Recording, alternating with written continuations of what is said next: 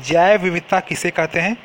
जैव विविधता से संबंधित समस्या तथा इन समस्याओं से निपटने के लिए उठाए गए कदमों का विवरण दें। इस प्रश्न का उत्तर हम इस प्रकार से लिखेंगे। बीडी यानी बायोडाइवर्सिटी, जैव विविधता पूरे विश्व में इसके लिए खतरा पैदा हो गया है। जीवन के लिए विभिन्न प्रकार के समूह को जैविक विविधता बीडी कहते हैं। इसमें विभिन्न प्रजातियों की भिन्नता, प्रजातियों के अंदर आनुवांशिक विभिन्नता शामिल हैं। जैविक विविधता के संदर्भ में पारिस्थितिकी प्रणाली का भी महत्व है। विभिन्न पारिस्थितिकी प्रणालियों में अलग अलग किस्म के जैव विविधता पाई जाती है। पारिस्थितिकी तंत्र को क्षति पहुंचाने पर जैविक विविधता का भी ह्रास होने लगता है। बहुत किस्म की प्रजातियां विलुप्त हो रही हैं। माना जा रहा है कि पिछले 300 से 400 वर्षों में जैव विविधता के ह्रास होने की गति कई गुना बढ़ गई है।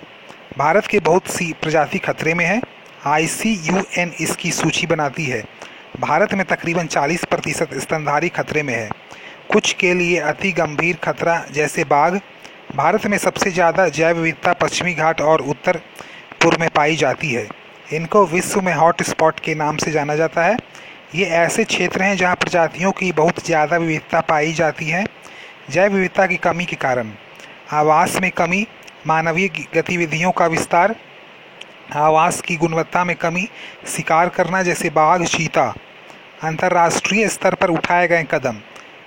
कनेक्शन ऑफ बायोडाइवर्सिटी समझौता, इसका लक्ष्य जैव विविधता का संरक्षण करना है। जैविक विविधता के संगठकों का संवहनीय उपयोग करना, आनुवांशिक संसाधनों के उपयोग से अर्जित लाभों का वितरण, विशेष रूप से गरीब देशों जहां ऐसे संसाधन हैं उनको भी इसका लाभ में हिस्सा दिलाना। CBD कनेक्शन ऑफ बायोडाइवर्सिटी में दृष्टिकोण व्यक्त किया गया है कि पारिस्थितिकी तंत्र के स्तर पर जैव विविधता के संरक्षण पर कोशिश होनी चाहिए।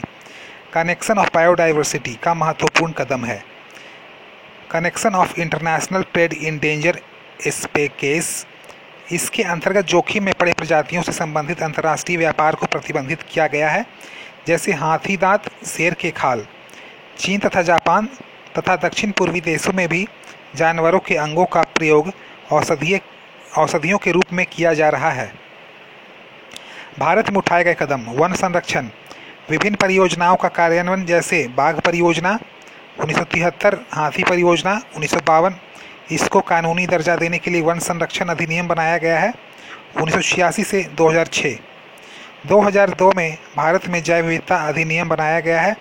जैव विविधता अधिनियम जैविक विविधता के उपयोग विनियमित निर्धारित करता है। जैव विविधता से जो कुछ भी आर्थिक लाभ मिलेगा उसका कुछ हिस्सा स्थानीय समुदायों को भी मिलना चाहिए। इन अधिनियमों के कार्यान्वयन के संदर्भ में शीर्ष संस्था राष्ट्रीय वन जीवन board, national wild life board है। प्रधानमंत्री इसका अध्यक्ष होता है। 2006 में परंपरागत वन निवासी, मुख्यतः अनुसूचित जनजाति ST, इनके अधिकारों के संरक्षण के लिए एक कानून बनाया गया है।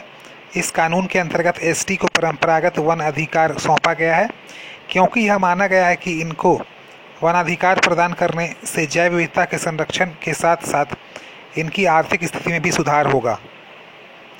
सुझाव: पर्यटन आदि से होने वाली आय में स्थानीय समुदाय को हिस्सेदारी दी जानी चाहिए, क्योंकि इससे स्थानीय लोग वन संरक्षण की ओर आकर्षित होंगे।